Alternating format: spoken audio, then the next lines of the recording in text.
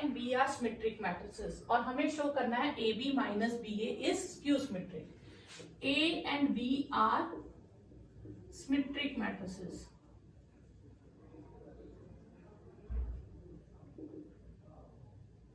ठीक है, तो ए ट्रांसपोज ए के इक्वल हो जाएगा और बी ट्रांसपोज बी के इक्वल हो जाएगा। ठीक है, अब हमें शो करना है A B minus B A is skew symmetric, तो हम इसका ट्रांसपोज फाइंड करते हैं। तो ये हो जाएगा A B transpose minus B A transpose. Addition या सब्सट्रैक्शन में कुछ भी चेंज नहीं आता, अलग अलग हो जाता है, लेकिन मल्टीप्लीकेशन में रिवर्स ऑर्डर हो जाता है। ये बी ट्रांसपोज ए ट्रांसपोज हो जाएगा और ये ए ट्रांसपोज बी ट्रांसपोज हो जाएगा।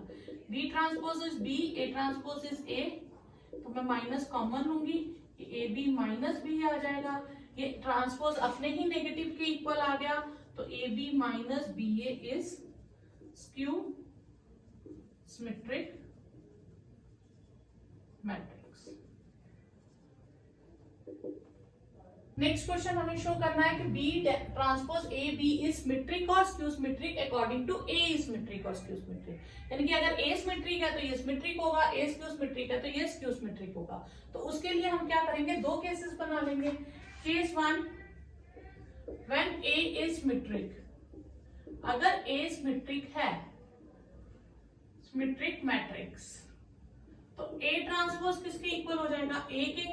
अब हम इसका ट्रांसपोज फाइंड करते हैं, तो ऑर्डर चेंज हो जाएगा, ए ट्रांसपोज बी ट्रांसपोज का ट्रांसपोज, बी ट्रांसपोज ए और डबल ट्रांसपोज से बी हो जाएगा, तो ये अपने ही ट्रांसपोज अपने इक्वल आ गया, तो this means this is symmetric matrix. ठीक है, फिर case two, when A is skew symmetric, ये आपको एमसीक्यू में भी ऐसा क्वेश्चन आ सकता है। ठीक है, ए डैश इज ए, तो बी डैश ए बी का ट्रांसपोज फाइंड करेंगे, this will be B transpose A transpose B transpose का transpose, B transpose A transpose is minus A skew symmetric है, तो बी, तो this will become B minus B A B, B transpose A B, तो ये अपने ही negative के equal आ गया, इसका मतलब ये हो गया स्क्यू सिमेट्रिक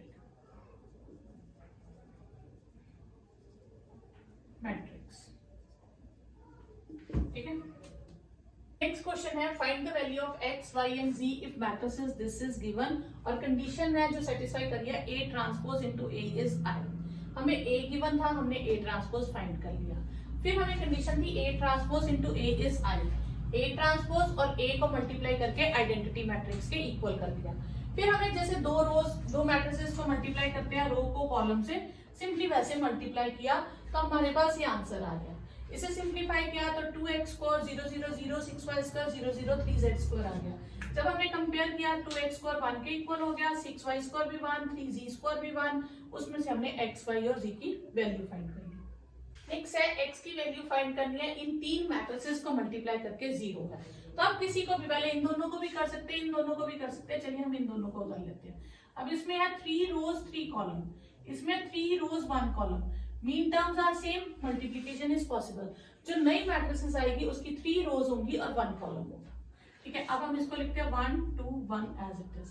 अब मल्टीप्लाई करें रो को कॉलम से x प्लस, सॉरी ये था हमारे पास 0 2 और x, ये आ जाएगा आपके पास 0 4 प्लस, फिर आ जाएगा सेकेंड रो को करेंगे 0 0 और x, और थर्ड में आ जाएगा 0 0 और 2 ट्वाइस x। मतलब हमारे पास बचा 1 2 1 4x ट्वाइस x और 0।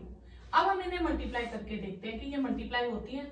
इसमें है 1 रो 3 कॉलम और इसमें है 3 rows 1 column, mean terms are same, तो मल्टीप्लिकेशन इज पॉसिबल। जो नहीं आएगी उसकी एक रो और एक ही कॉलम होगा, मतलब उसका एक ही एलिमेंट होगा।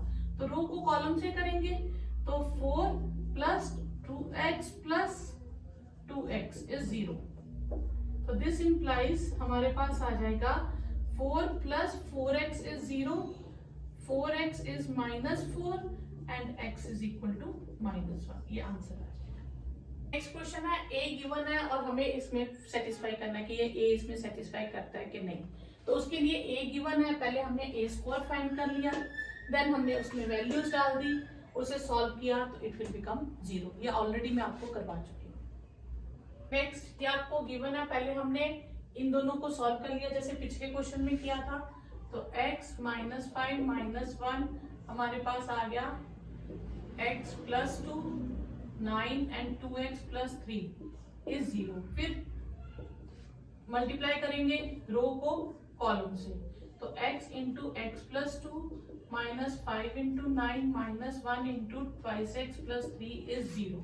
अब इसे सॉल्व करेंगे x4 plus 2x minus 45 minus 2x minus 3 is 0।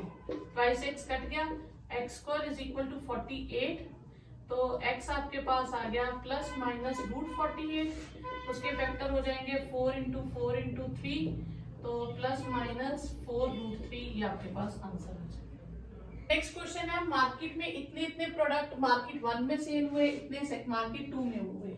Sale price हमें दे रखी है हर प्रोडक्ट की और हमें कॉस्ट प्राइस भी दे रखी है। हमें ढूंढना है पहले उनका कि कितनी सेल्स हुई, ठीक है, टोटल रेवेन्यू मतलब कितना टोटल कलेक्शन हुई, और फिर ढूंढना कितना प्रॉफिट हुआ, ठीक है।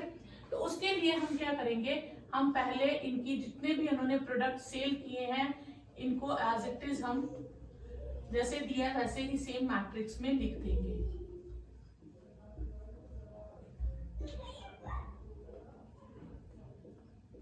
ठीक है, जो उनकी कॉस्ट है 2.50 1.50 इन रुपीज, हम इसको यहां लिख देंगे, ठीक है।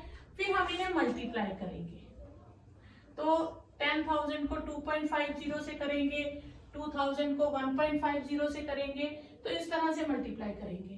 तो यहाँ हम इन्हें इजी करने के लिए क्या करेंगे, फ्रैक्शन में चेंज कर लेते हैं, क्योंकि डेसिमल में बहुत ज्यादा हो जाएगा कैलकुलेशंस। तो ये हो जाएगा 2.5 5/2, ये हो जाएगा 3/2 और ये 1, ठीक है। ये थोड़ा इजी हो जाएगा। अब हम मल्टीप्लाई करेंगे, तो 10,000 into 5/2 plus 2,000 into 3/2 plus 18,000 into 1, और नेक्स्ट 6,000 इंटू 5/2, 20,000 इंटू 3/2 और 8,000 इंटू 1।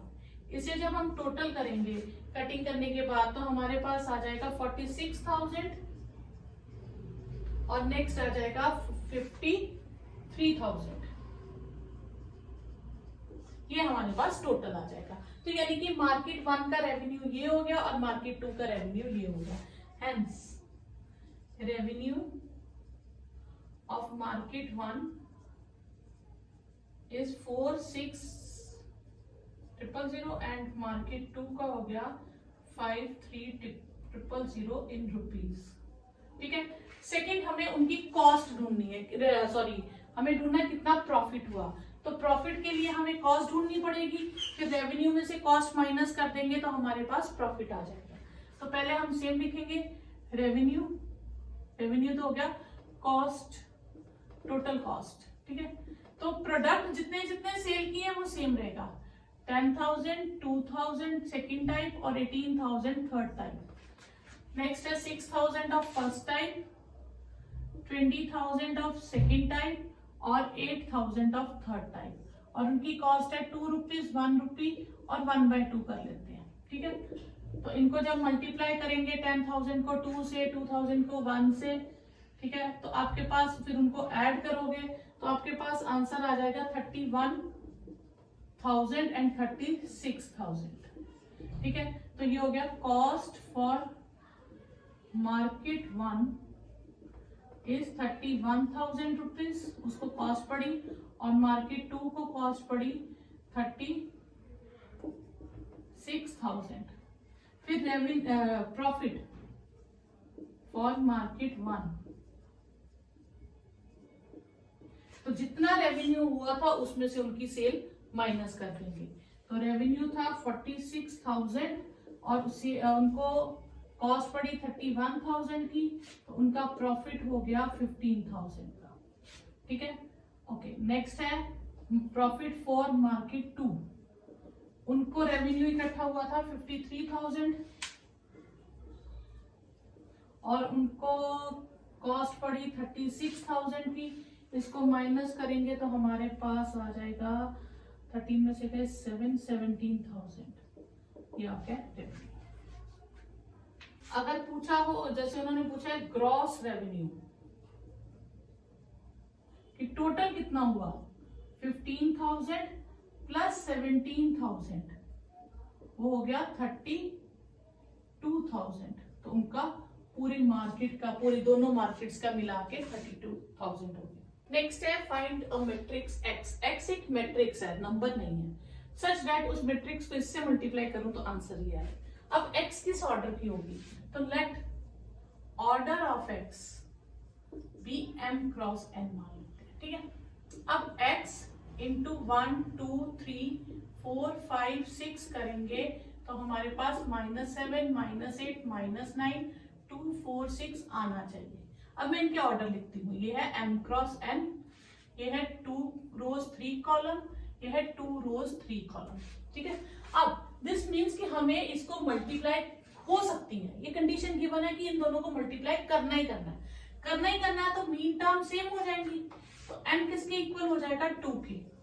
फिर जो उनको मल्टीप्लाई करके आएगा order, that will be m cross 3, और हमें कितना दिया है 2 क्रॉस 3, तो ये mean m cross 3 must be equal to 2 cross 3, तो m भी किसके इक्वल हो गया 2 के।